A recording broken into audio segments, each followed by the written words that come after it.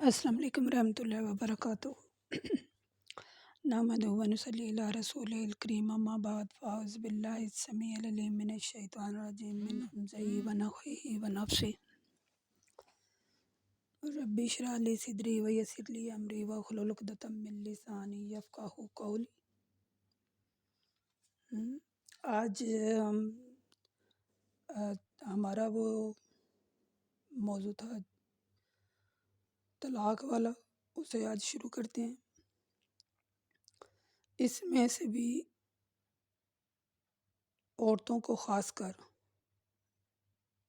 میں یہاں چلے پڑھ لیتے ہیں، پھر بعد میں اس کی تفصیل بیان کریں گے، پھر ایسے آپ کو سمجھ بھی صحیح آ جائے گی۔ ہم نے پڑھا تھا یہاں تک کہ آیت نمبر جو ہے وہ ہماری ہے، ٹھہرے میں ذرا گلاسز لگا لوں، یہ دیکھیں جی۔ اچھا جی، ہماری آیت نمبر ہے 228 سے آج ہم شروع کریں گے۔ یہ بڑی اہم ترین آیات ہیں قرآن پاک میں، عورتوں کے بارے میں، مردوں کے بارے میں، یعنی ہماری زندگی جو ہم گزار رہے ہیں اس کے بارے میں، ان میں جو معاملات ہیں وہ بڑے اہم ہیں۔ آئیے پڑھیں۔ اللہ کہتے ہیں 228 نمبر آیت سورۃ بقرہ میں، والمطلقات، یعنی طلاق یافتہ عورتیں، یہ سنیں، آج کل ہم اللہ تعالیٰ کے احکامات کی پابندی نہیں کرتے اور اس کی جو حدیں ہیں انہیں قائم نہیں رکھتے۔ یہ سوچ کر زندگی گزاریں کہ یہ گنتی کے چند دن ہیں جو گزر جائیں گے اور اللہ کے ہاں جا کے جواب دینا ہے۔ اور جو لوگ اللہ تعالیٰ کے احکامات کی پیروی نہیں نہ کرتے،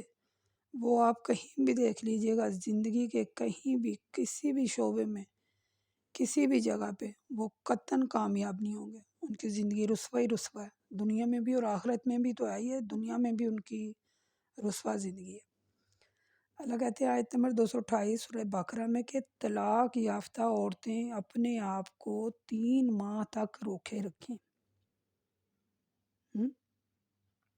کیوں حکم دیا گیا؟ طلاق یافتہ عورت جو ہے، جس کو طلاق ہو جاتی ہے، تو ان کے لیے یعنی 3 مہینے اس کی عدت اس لیے رکھی گئی ہے کہ اگر اس کے پیٹ میں کوئی حمل ہے تو وہ 3 ماہ کا جو حمل ہے وہ واضح ہو جائے گا۔ اور ماؤں کو بھی اللہ تعالیٰ نے ہدایت کی ہے، انہیں بھی تنبیہ کیا کہ وہ جو رحم میں ہے وہ قطعاً چھپائیں نہیں۔ ہو سکتا ہے آپ کی صلح ہو جائے،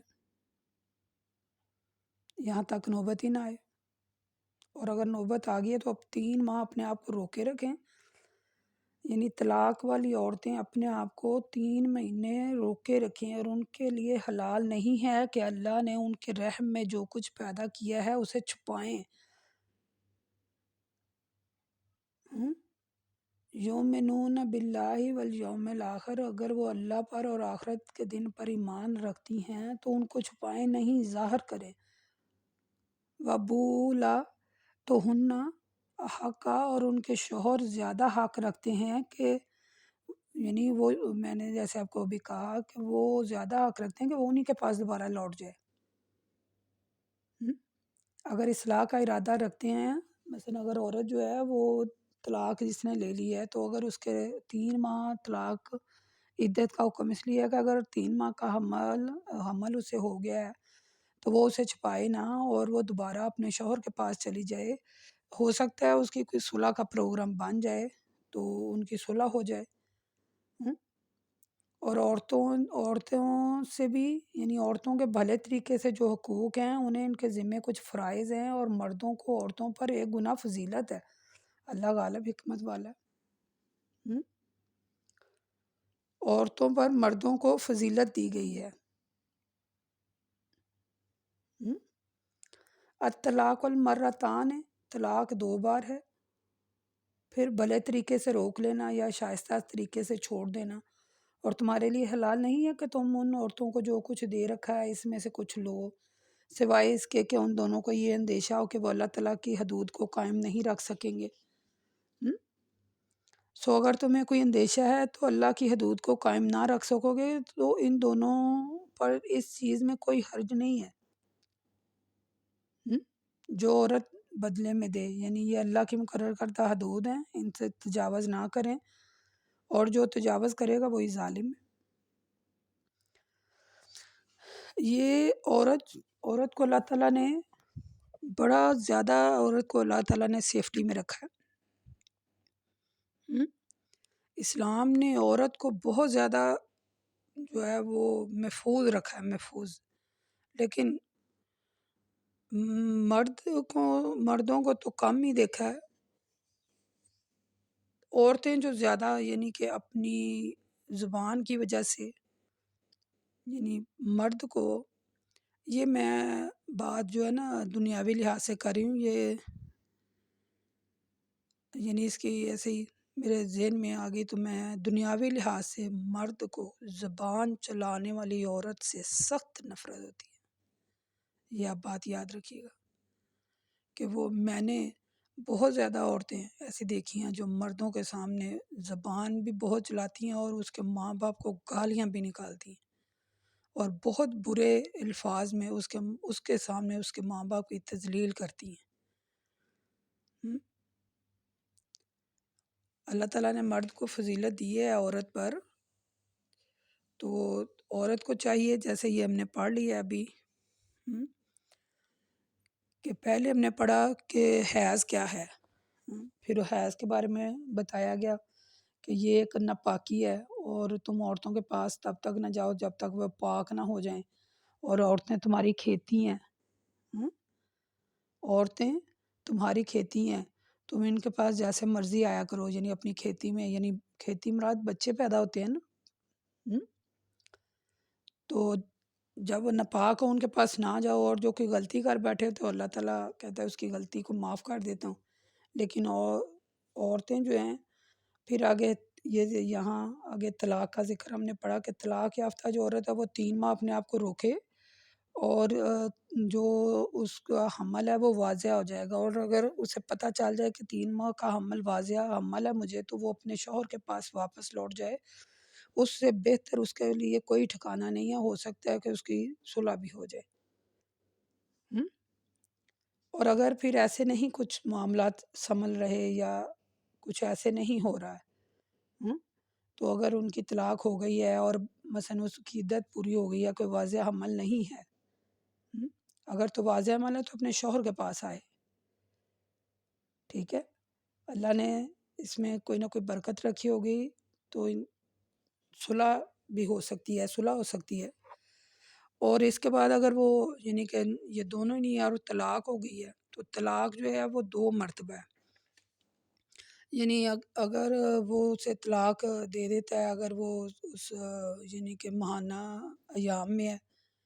یعنی تو شوہر کو غصہ بھی آ سکتا ہے، یعنی ایسے ہی حالات بن سکتے ہیں، ٹھیک ہے۔ تو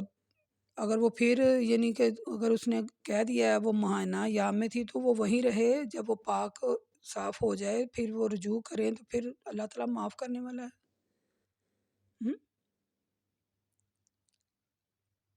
اور اگر اسے طلاق ہو گئی ہے، پھر اگر اسے طلاق ہو گئی ہے تو اس کے بعد وہ عورت اس کے لیے حلال نہیں ہے، یہاں تک کہ اس کے علاوہ کسی دوسرے شخص سے نکاح کرے، پھر اگر وہ بھی اسے طلاق دے دے تو پھر دونوں پر کوئی حرج نہیں ہے کہ باہمی رضامندگی سے، یعنی وہ دونوں، یعنی اگر یہ سوچتے ہیں کہ وہ دونوں ایک دوسرے کا خیال رکھ سکتے ہیں، وہ اللہ تعالیٰ کی مقرر کردہ جو حدود ہیں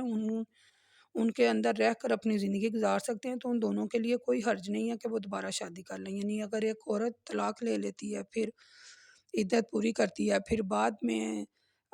مثلا وہ کسی اور شوہر سے، اس کا پھر دل ہے کہ نہیں مجھے اپنے شوہر کے پاس ہی جانا چاہیے تھا، پہلے والے شوہر کے پاس ہی جانا چاہیے،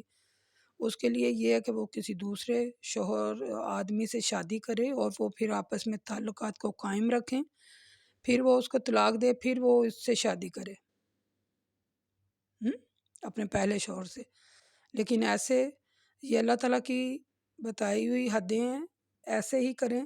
لیکن اس سے بہتر کیا ہو سکتا ہے کہ عورت جو ہے خاص کر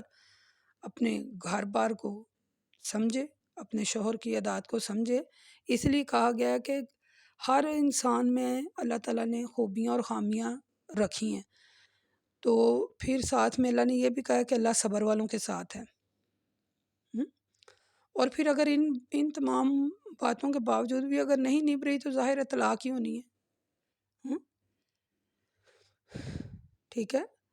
تو پھر مرد کے لیے بھی حکم ہے کہ تم عورت کو شائستہ طریقے سے چھوڑ دو، احسن طریقے سے اسے چھوڑو، ٹھیک ہے، اسے ستاؤ نہیں، نہ ہی اسے روکو اور نہ اس پر ظلم کرو، ٹھیک ہے۔ تو اگر وہ شوہر جو ہے وہ اسے ستاتا ہے یا اس پر ظلم زیادتی کرتا ہے تو وہ اپنی جان پر ہی ظلم کرتا ہے۔ اللہ تعالیٰ کی آیات کو مذاق نہ بنائیں، اپنے اوپر اللہ کا احسان یاد رکھیں، اور جو اس نے تم پر کتاب اور حکمت نازل کی ہے نا، اللہ تمہیں اس کے ذریعے نصیحت کرنا چاہتا ہے۔ اللہ سے ڈرو اور جان رکھو، بے شک اللہ ہر چیز کو خوب جانتا ہے۔ اگر ایسے معاملات ہو گئے ہیں، عورت نے طلاق لے لیا ہے، تو عورت کو بھی کوئی اچھا بھلے مند شخص مل جائے، اس کے لیے دعا کریں، اور شوہر کو بھی کوئی اچھی نیک اور بیوی مل جائے، اور عورت کو بھی مل جائے، اور مرد کو بھی ایک عورت مل جائے۔ اور پھر جب تم طلاق کو دو اور اپنی عدت کو پہنچ جاؤ، ٹھیک ہے، تو تم انہیں اس بات سے نہ منع کرو کہ وہ اپنے شوہروں سے، یعنی کہ جیسے میں نے ابھی کہا نا کہ ایک عورت اپنے شوہر سے طلاق لے لیتی ہے، تو وہ اس کی عدت پوری ہو جاتی ہے، اور وہ پھر اس کو خیال آتا ہے کہ نہیں، پہلے شوہر کے ساتھ ہی شادی میری ہو، میں نے اسی کے ساتھ رہنا ہے، تو اس کے لیے یہ ہے کہ وہ پہلے کسی دوسرے مرد کے ساتھ شادی کرے، پھر وہ ازواجی تعلقات قائم رکھیں، پھر وہ اسے طلاق دے، تو پھر عدت پوری کرے اور پھر اپنے پہلے والے شوہر کے پاس جائے۔ یعنی پہلے شوہر سے دوبارہ نکاح کرنے کی 4 شرطیں ہیں، 4، یہ غور سے سنیں، غور سے۔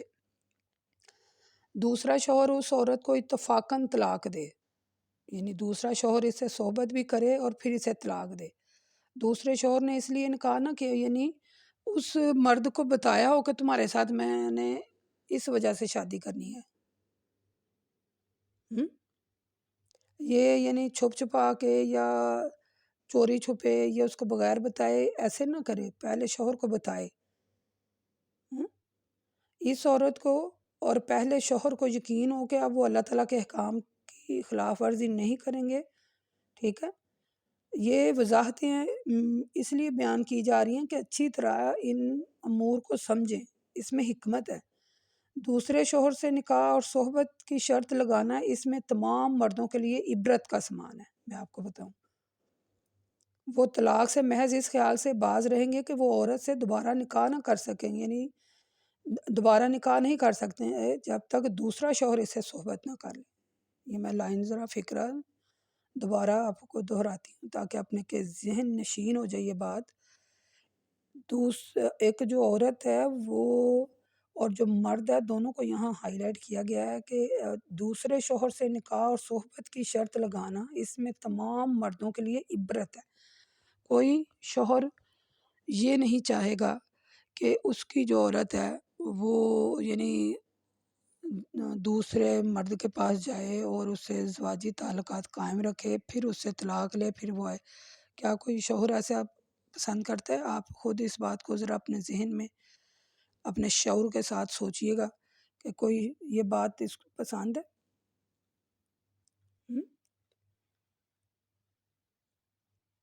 طلاق لینا، پھر دوسرے کے ساتھ شادی کرنا، پھر تعلقات قائم رکھنا، مرد جو ہے وہ تو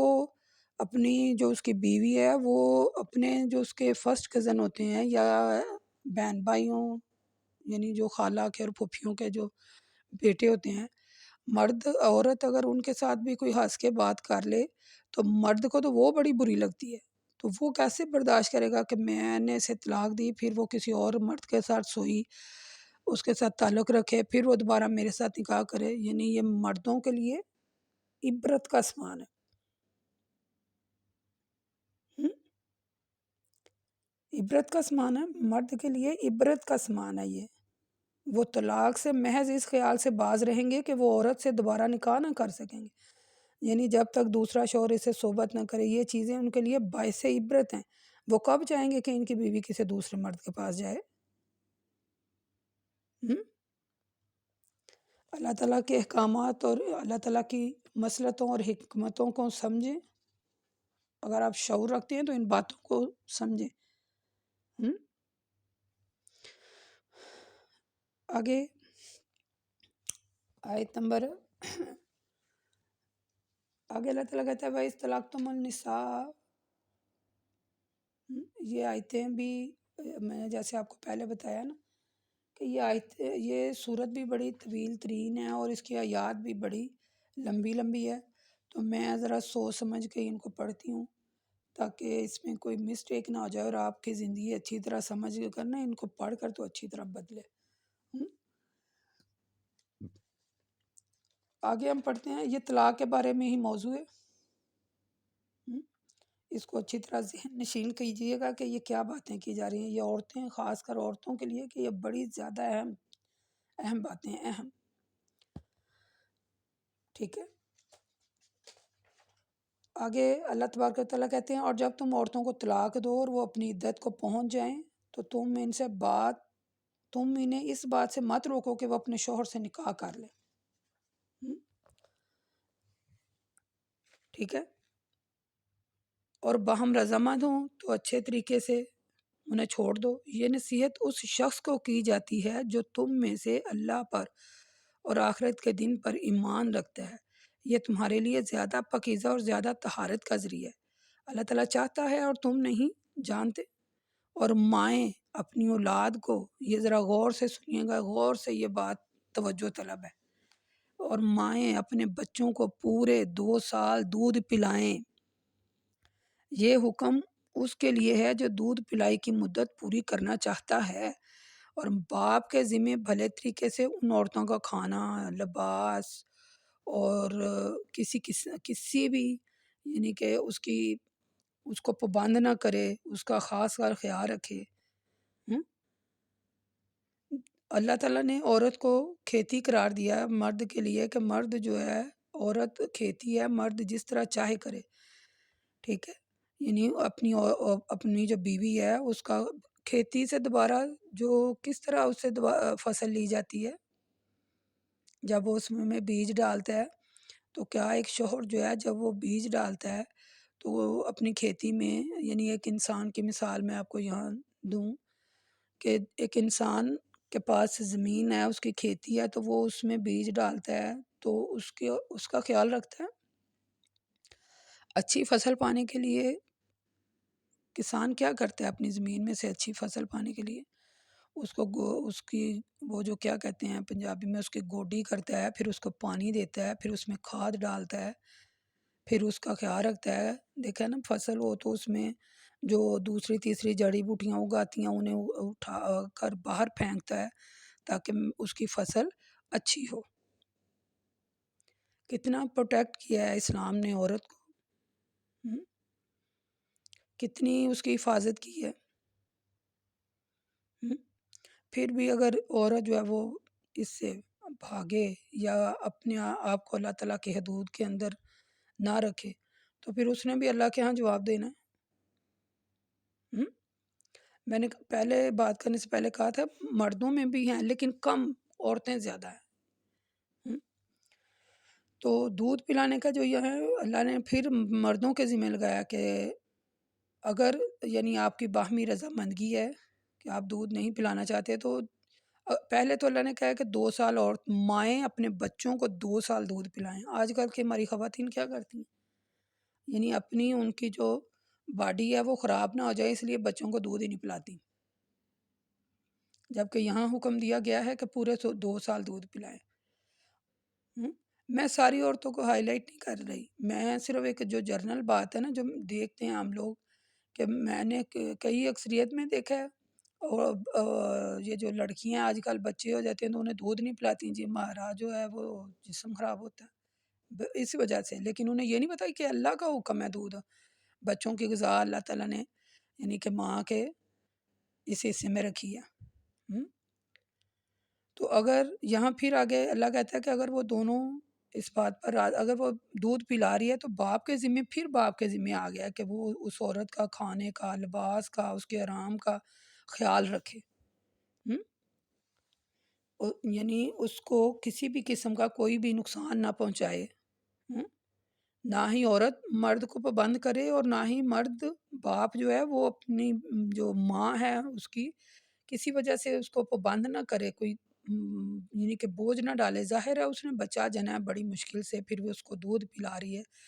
پھر تمہارے کام بھی سارے کر رہی ہے۔ تو مرد کو احسن طریقے سے، شائستہ طریقے سے، پھر وہ عورت ہے نازک صفت بنائی گئی ہے، اگر اس سے کوئی کمی پیشی ہو جاتی ہے، اللہ نے مرد کو بھی ہائی لائٹ کیا، یہ نہیں کہ عورت کو ہی کر، مرد کو بھی اللہ تعالیٰ نے ہائی لائٹ کیا کہ اس کا احسن طریقے سے خیال رکھے۔ وہ دودھ پلا رہی ہے، اس نے پہلے جنم دیا ہے، پھر وہ دودھ پلا رہی ہے، پھر تمہارے گھر کے کام بھی سارے کر رہی ہے، تو تم احسن طریقے سے اس کے ساتھ رہو، اپنی ذمہ داریاں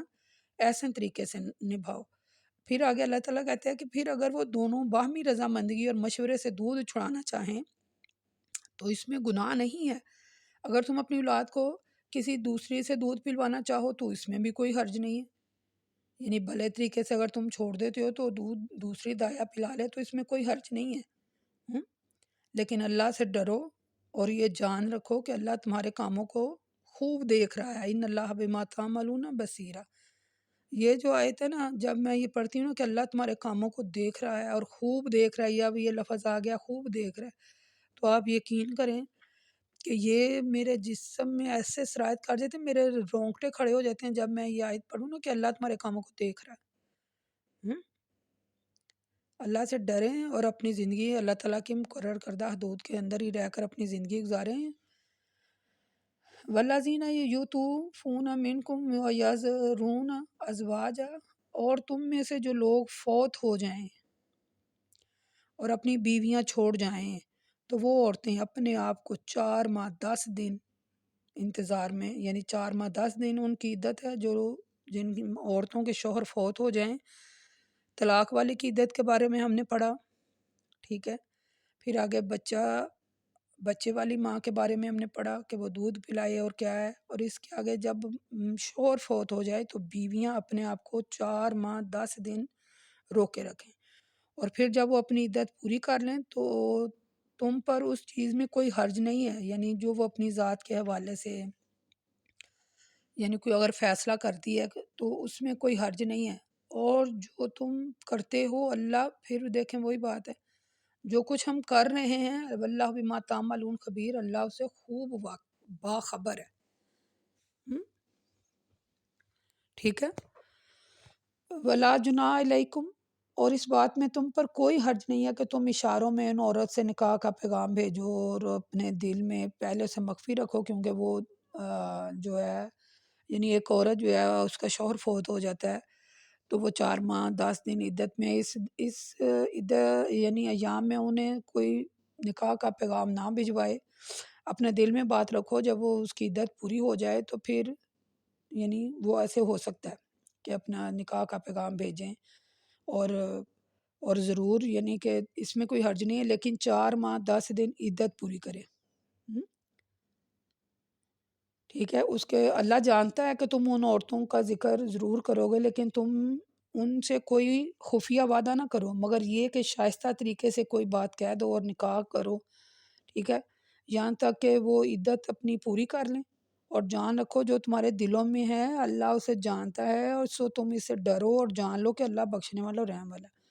لا جناح علیکم، تم پر کوئی حرج نہیں ہے کہ اگر تم عورتوں کو طلاق دو جب کہ تمہیں انہیں ہاتھ بھی نہیں لگایا، یہ ایک اور تیسری آگے سے بات سنیں، ٹھیک ہے۔ یعنی پہلے ہم وہ بیوہ جو عورت ہے وہ 4 ماہ 10 دن اپنی عدت پوری کریں، ٹھیک ہے، اور اس دوران عورت جو ہے نہ ہی تو وہ جو ہے گھر سے باہر نکلے 4 ماہ 10 دن، اسے کہیں بھی ہو، اسے یہ خبر ملی ہے کہ اس کا شوہر فوت ہو گیا ہے، وہ واپس اسی کے گھر میں آئے، اس کے گھر میں رہے اور 4 ماہ 10 دن جو ہے وہ عدت پوری کرے،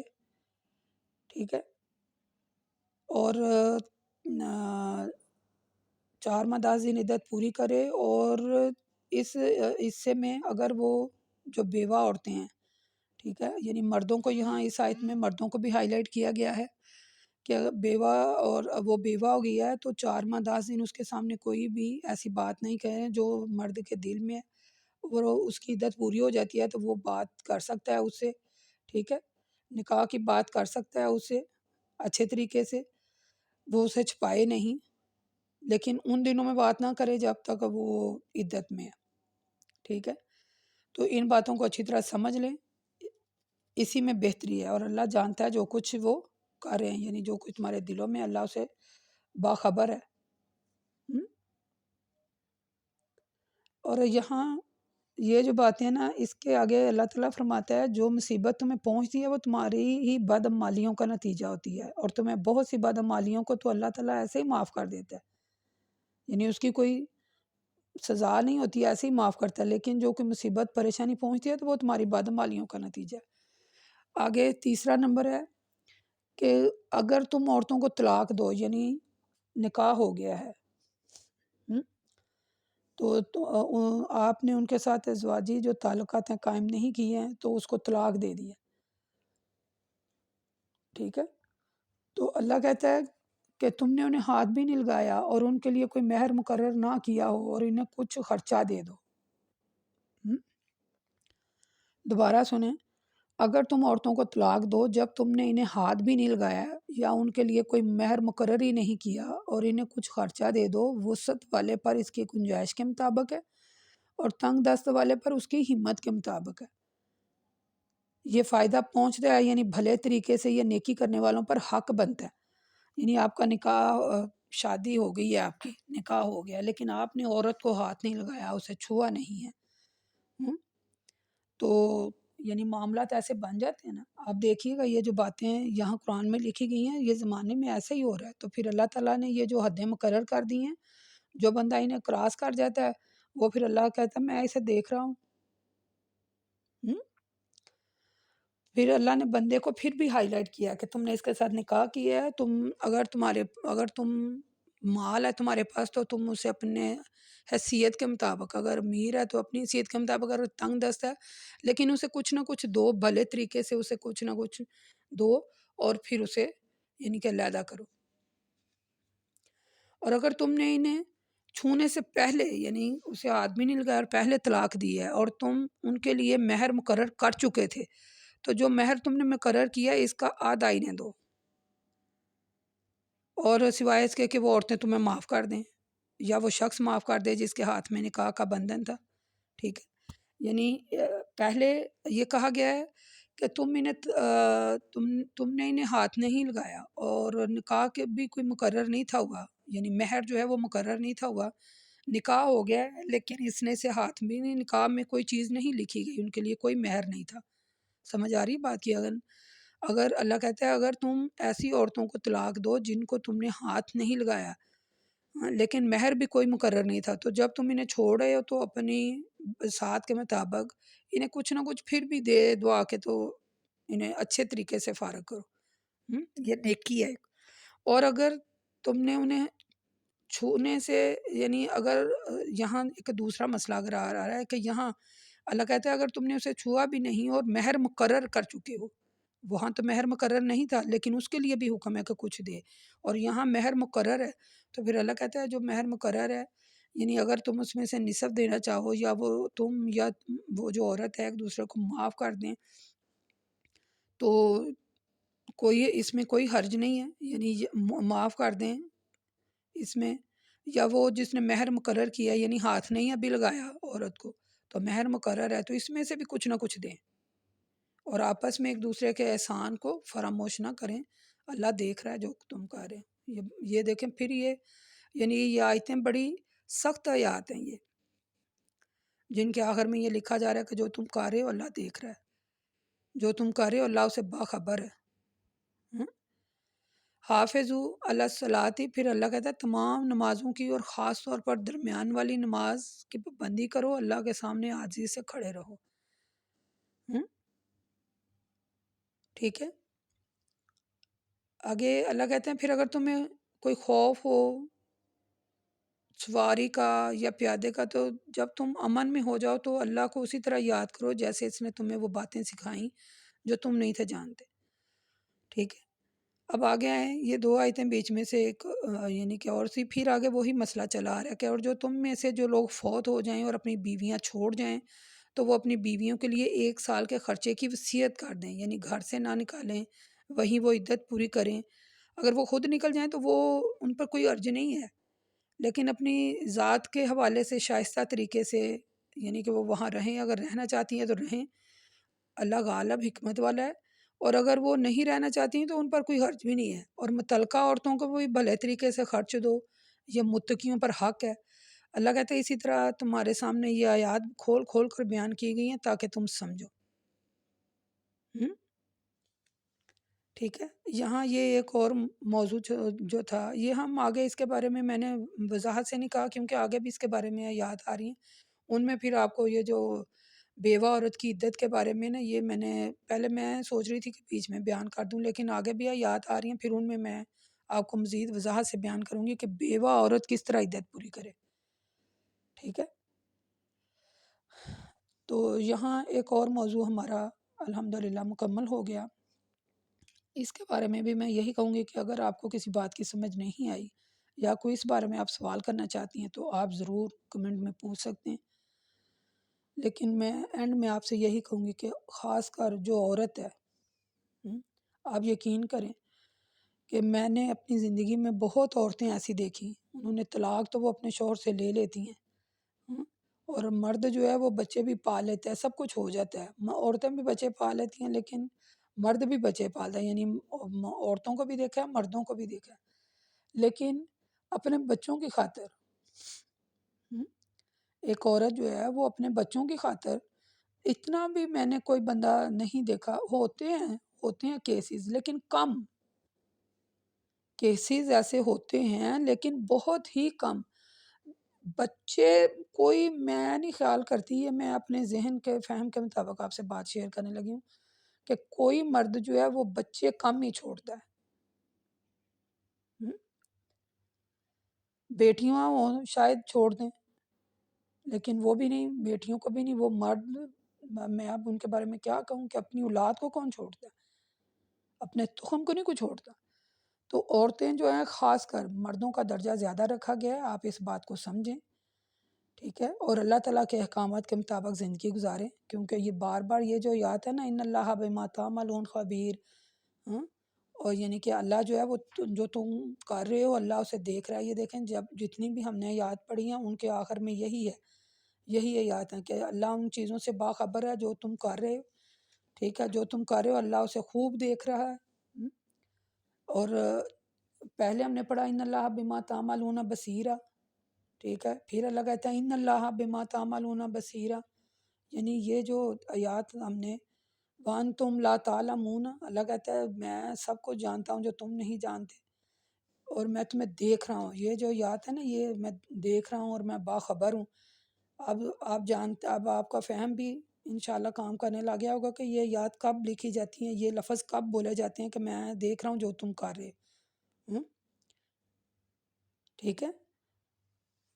یہ اس بات کو انہیں سمجھیں، اور سمجھ کر ایک عورت کو میں تنبیہ کرتی ہوں اپنی ایک بہن ہونے کی صورت میں، ایک کچھ بھی سمجھ لیں میرا رشتہ اسلامی طریقے سے،